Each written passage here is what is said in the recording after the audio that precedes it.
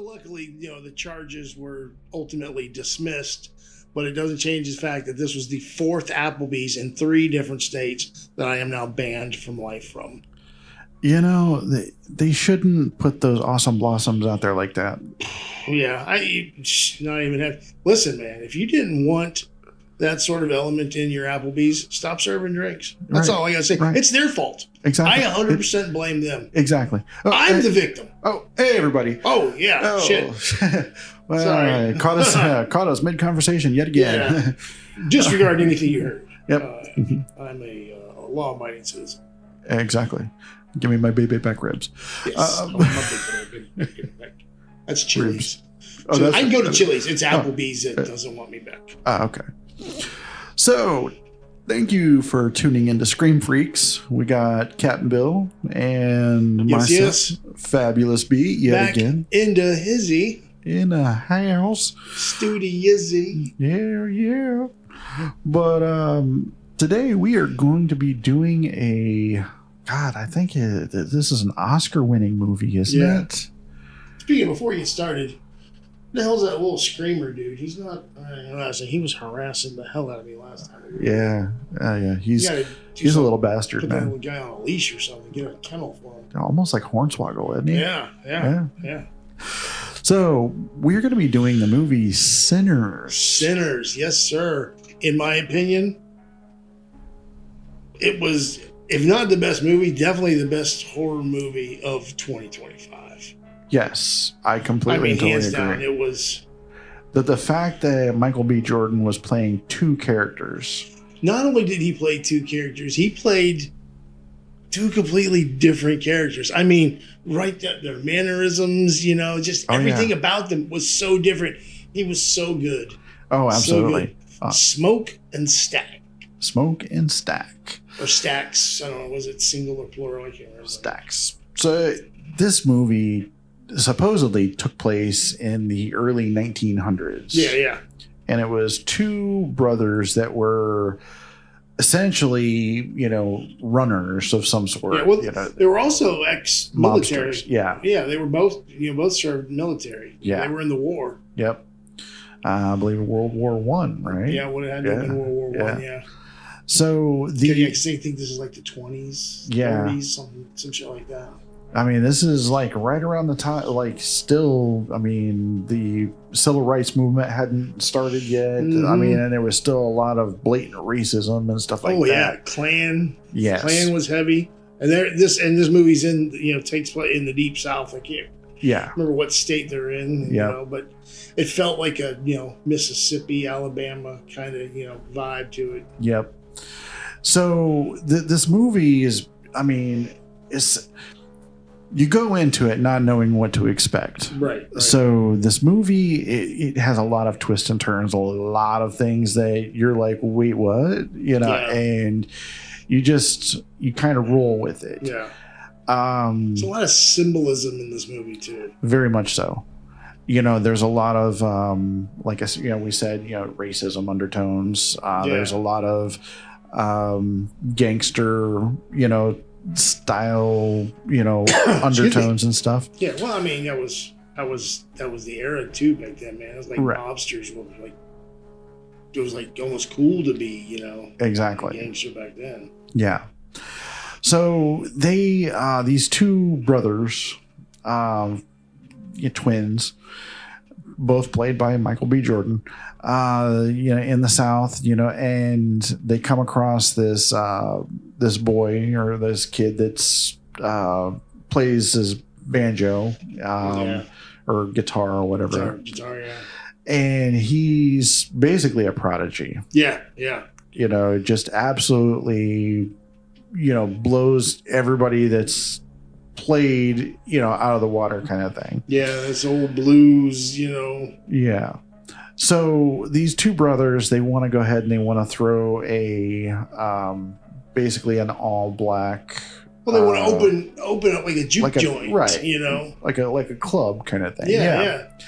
So that caters to to that so to that style of music because they weren't welcomed, in regular establishments.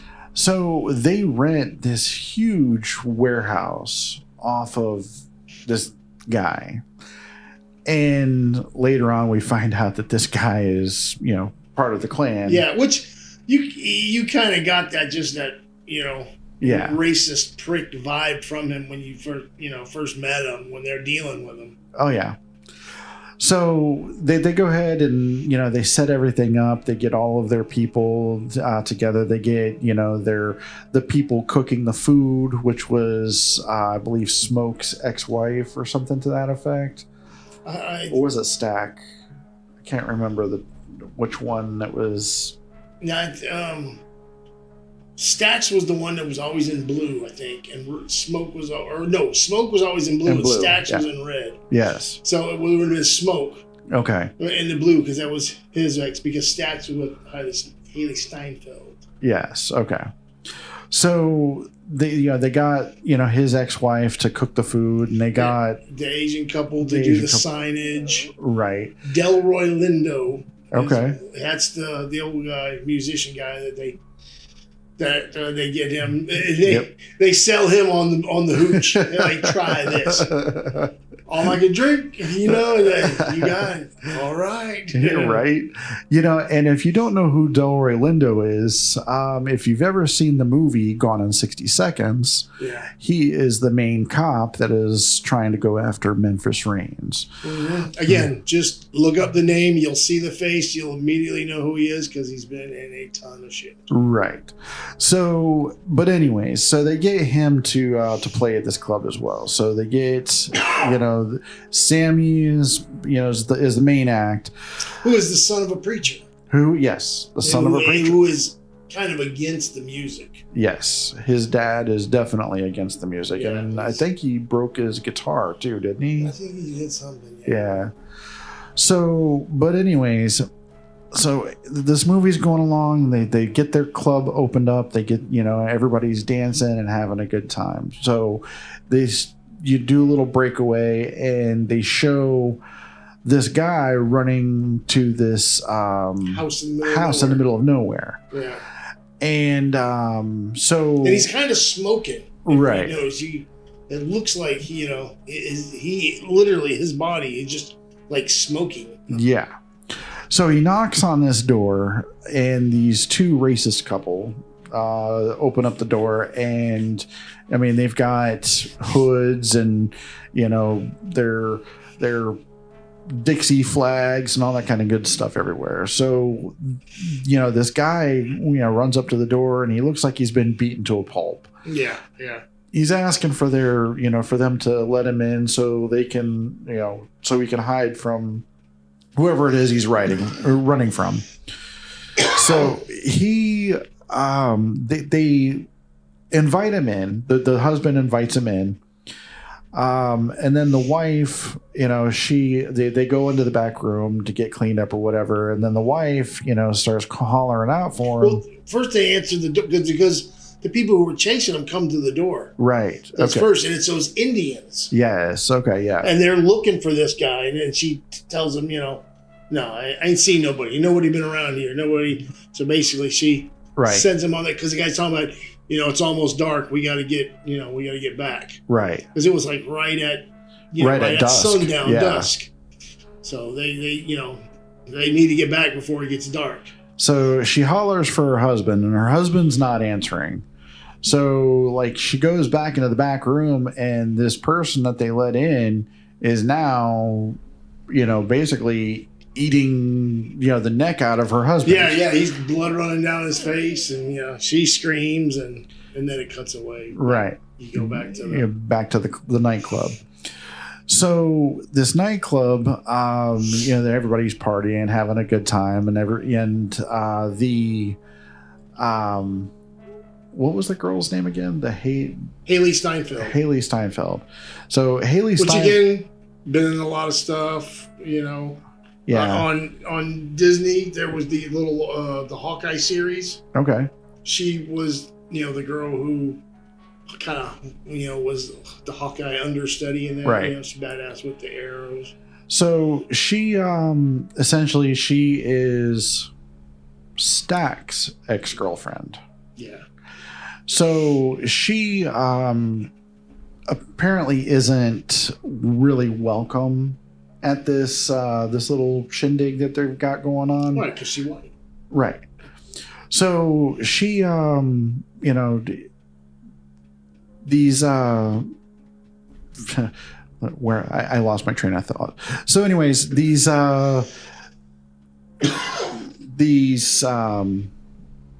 three people, not so much people, walk up to the club and they ask if they can come in and join the festivities. Well, it's the guy who was running and smoking and the couple, right, whose house they were at. And now the three of them are together, right.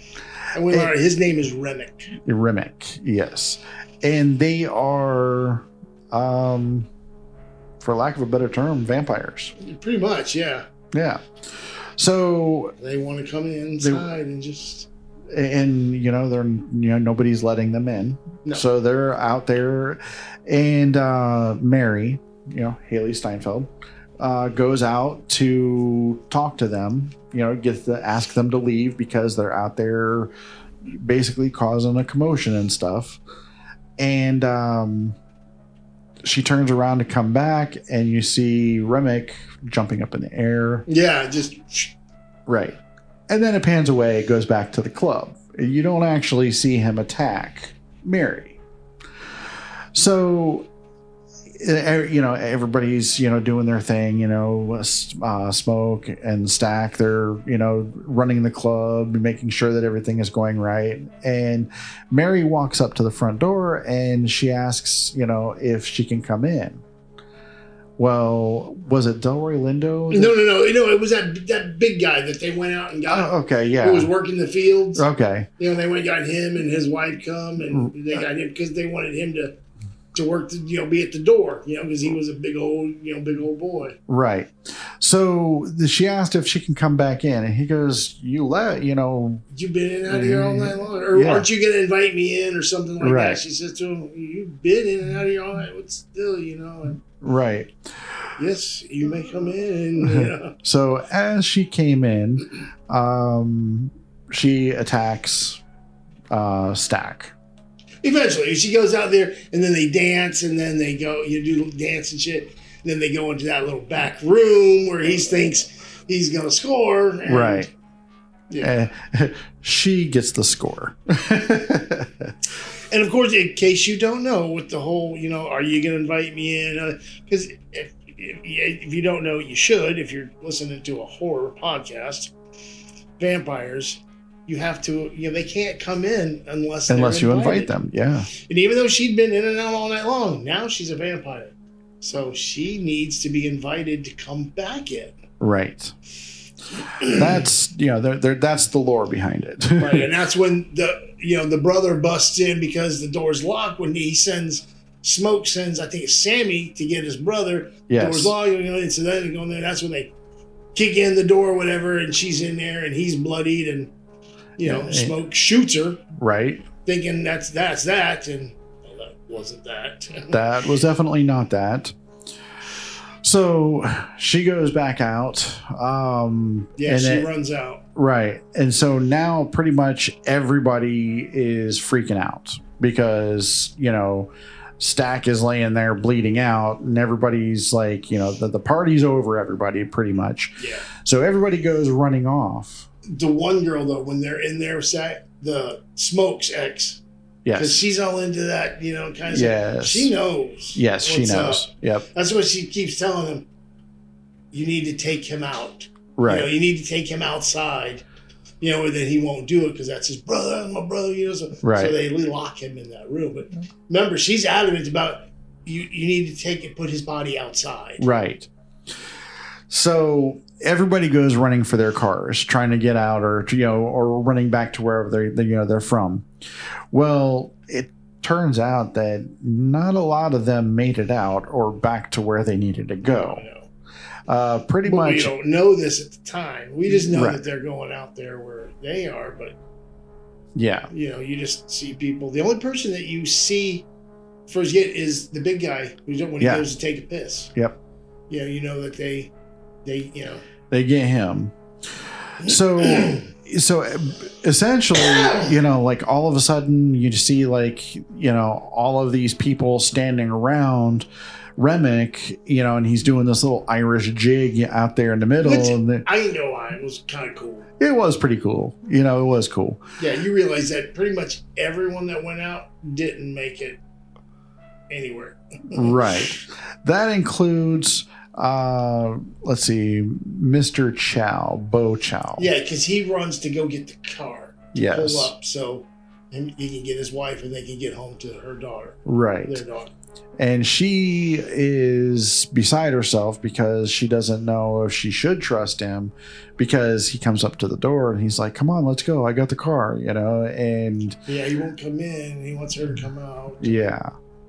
So that at that point, they realize that that's, what's going on. He has been turned as well. So now there's like a small handful of people that are left in this club. Well, really, it's Smoke, it's Sammy, his little girlfriend, the chick he kind of got hooked up with. Yes. Smoke's ex, Delroy, and the Asian wife. Right. Mr. Chow's wife, Mrs. Chow. Yep. Now, excuse me. There's the thing that we figure out that, like, when Remick, whenever he turns somebody, pretty much everything they know, he now knows. Yes. He like takes their memories, their thoughts, their subconscious, so to speak. Yeah. So that's how, when he's out there yelling and he's hollering, starts talking about the daughter. Yeah. That's back at the shop. Yep. And the mother knows that, they know where she is, her daughter, yep. stopping them. So, I mean, they start preparing for this. They feel that they're not going to get past this. Right. If a fight is imminent. Right. So they have to fight their way out. So they wind up, they're getting prepared, but they're safe because they can't commit. Exactly. So at this particular point, as they're preparing and stuff, Mrs. Chow has this complete and total utter breakdown, and essentially she invites them in. Yeah, she literally kicks the doors open and says, "Come on in, come and get some." Right. It's old John Cena. Want some? Come get some. And they do. Yes, they all come in, and I mean, it's left and right, and just all of these vampires being killed all over the place. And then Remick, and I'm sorry, I take that back. Smoke sees his brother. Yeah. And then they have this epic fight. So they're holding their own inside there for a while, but then Mrs. Chow gets taken out, and then Sammy's girl gets taken out. So then it's just Smoke, his girl, Delroy, and Sammy. Sammy, yep. And I think at one point Delroy goes as well. He sacrifices himself trying to save them, hold them off. Yeah. So as everybody's scrambling and whatever. I mean, the sun is about to come up at this point. So this is really late into the morning. Yeah. That's essentially what they were trying to do, was hold out till morning. Right. So the you see this fight between Smoke and Stack, and you don't see the conclusion of that fight. You don't really see who wins it. And then you find out later it was, Smoke had Stack pinned and he was going to kill him, but he decided not to. So he basically let him go if he didn't. Yeah, he promised to leave Sammy alone. Right, if he promised to leave Sammy alone. So he went ahead and, he left with Mary, and they did their whole, thing where they went on. So it was Remick versus Smoke. I'm sorry. It was Remick versus Sammy, just as the sun was coming up. Sammy hits him with that guitar. Yes. That metal. Yep. And I mean, wind up killing Remick. So Yeah, here I go. And I spoiled the entire movie. So, spoilers! But Spolt. There is no doubt in my mind, and I'm not going to go ahead and finish off the rest of the movie because, I mean, it's not something that, you need to go watch it. You really do. Let's see. I will give you this. When the movie's done, let the credits finish. And wait, there is another scene that kind of puts a little bow on. Yep. And Smoke has his moment with the old Klansmen when they try to come back. Yes. Because essentially what what you don't realize in the beginning is this redneck guy that they rented this this big farm, barn, whatever from. What that barn was a KKK, kill house. Yes. They would round up, the people and whoever, blacks, Asian, whatever, whoever they rounded up, and they take them back there, and that's where they would kill them. And that was like their plan all along, was to get them, and then they were going to come back, a bunch of the Klansmen, they were going to come back and take everybody out, kill. They figure, they'll all be all gathered up for us, Yeah. Well, so that's where the military training. Exactly. For Smoke and them comes into play. That scene in itself was very exciting. Yes. And just to see the ending of that all play out, man, it was just with Michael B. Jordan winning the Oscar for this. It was so deserved. So deserved. I mean, this movie, like we've said, if you haven't seen this movie, yes, you've gotten a couple spoilers here and there. I'm not spoiling the entire end for you, but this movie was definitely worth every second of the watch. Yeah. I've seen it 3 times. You've seen it 3 times. And would watch it again if I was with somebody who had never seen it. Absolutely, I'd watch it again. Absolutely. I mean, it's one of those movies that you can rewatch over and over and over again and find something new with it. Because I honestly, there was a couple scenes, the first time I watched it, there was a couple scenes that I didn't catch. Yeah. And then the third time I watched it, there was still something else that I didn't catch. Like I said, I really would love to see them do a prequel movie that was centered on Remick and his story. Because, like I said, stuff I've watched, since this movie came out, online stuff, there's a whole story with Remick, apparently, supposedly he was like a 600 or whatever the hell it was, year-old Irish, vampire. He was very old. Right. Been around a long time. Absolutely. But he should have stayed away from America because we don't play America. We took him out. But yeah, I would love to see more of a story, on him.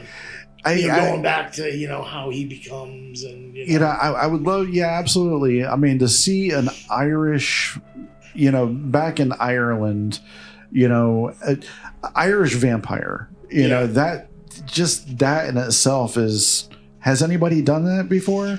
I don't think so. No, I don't think I've ever seen like an Irish vampire. It's like Transylvania, right, or something along those lines. Yeah, British, UK, Transylvania, Romania, right. Even like Russia, or London, England, right, somewhere there. But yeah.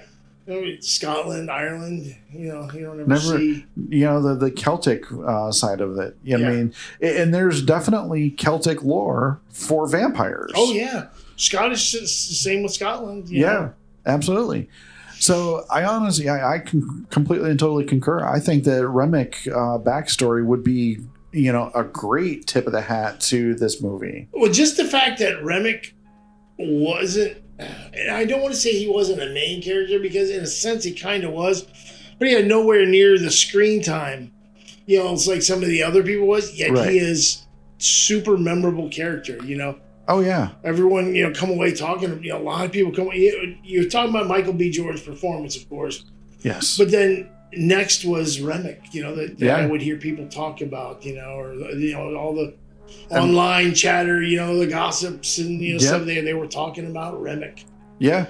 And I mean, and like we said, he is definitely that much of an interesting character that he deserves some kind of backstory. Yeah, I would definitely be interested in seeing that. I mean, just the screenplay in itself. I mean, I can see how it would take place too. I mean, just because everything started Transylvania, Romania area, and everything just kind of migrated west from that whole vampire lore. Yeah.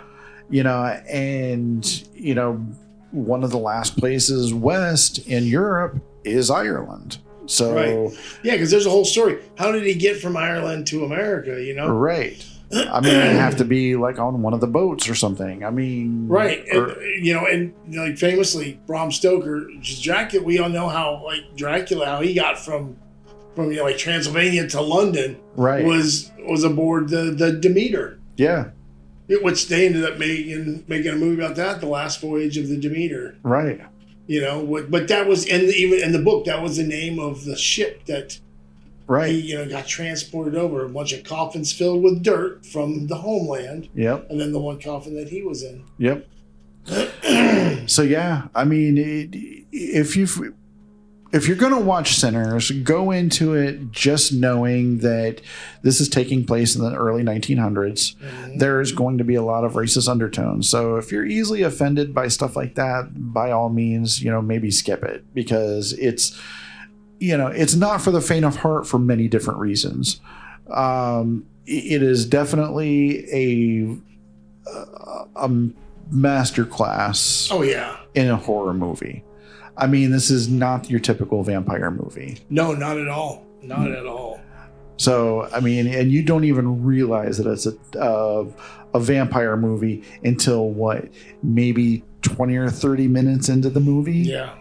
I mean, it's just that well done. I mean, and a lot of it is masked up until that point. But, oh, man. So, I mean, we could probably talk about this movie on and on and on, over and over. Oh yeah, absolutely. We'd probably beat this like a dead horse. But once again, Captain Bill, thank you for being on Screen Freaks. No doubt. Always fun. You know that, man. Look forward to doing these. Look forward to doing some future ones. Absolutely. We're getting ready to come up on season 2. Season 2. I'm super stoked about season 2 because another spoiler alert.